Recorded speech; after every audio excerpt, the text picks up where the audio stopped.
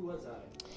Adam had a very special quality. In fact, I would probably call it a gift. He could enter a room and you knew he was there. As soon as I met him, I knew he was a good person. You know, he was so kind to other people, so open. He was like a chameleon. He could talk to anyone. He was always trying to put smiles on people's faces. Everyone wanted his attention and to hang out with him as much as possible because he was so fun. These guys aren't as much fun as he was. Right away, we were all like brothers. After a day. Yeah. He was the one at family dinners that you wanted him to talk because it would be just more amusing. Really a gentleman. We found him to be friendly. He was generous with his smiles and his laughter. Adam really took the time to get to know people. And what he would do is he would find out what you had in common, and then he would connect with you on whatever that topic happened to be, and he'd do so regularly. He was a leader, and a lot of people looked up to him. I remember his smile, and I remember his the greatest thing was his big heart. Adam always would take time to listen to anybody that needed to be heard. So the concept of Adam's Apples is pretty cool. It is going to provide an adjunct service that I don't think exists right now.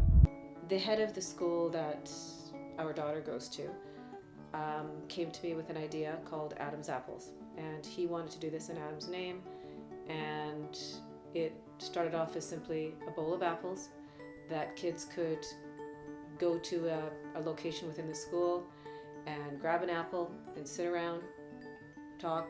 We chose to launch Adam's Apples by telling a little bit about Adam and his story and his path.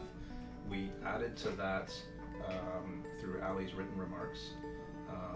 We worked with the family as they created a beautiful bowl to hold the apples, and then we found a central place in the school in our study to place the bowl and the apples. And it's a place of comfort, it's a place of warmth, it's a place of connectivity of the school for all the students, and that's certainly how it was for Adam. We remember during his time at West Point Grey that would be a place that he would turn to and go to and connect with the people that are in there.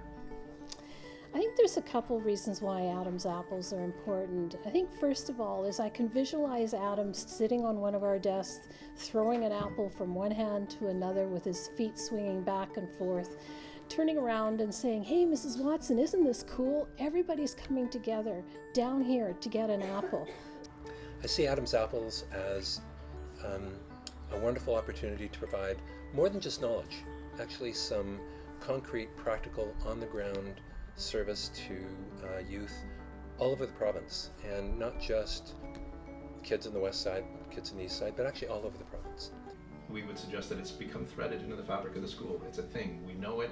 We use the term Adam's Apples. We go down for a snack at some point during the day, and hopefully then it's in our consciousness or even our subconsciousness. We may not be able to know it or measure its impact, but we're hopeful that there's a goodness component to this that's being felt by all of us here at the school. I really hope that the Adam's Apples Foundation helps other people to not let this happen to them. And increase awareness Yeah. in a more effective manner too. I think systems in place right now to support drug addiction and other issues with youth haven't really changed over the past 5, 10, 20 years. As a family, we want to try to make sure this does not happen. If there's some way of educating kids, families, on what they can do, what tools are out there, what can help them. And that's why we're doing Adam's Apples.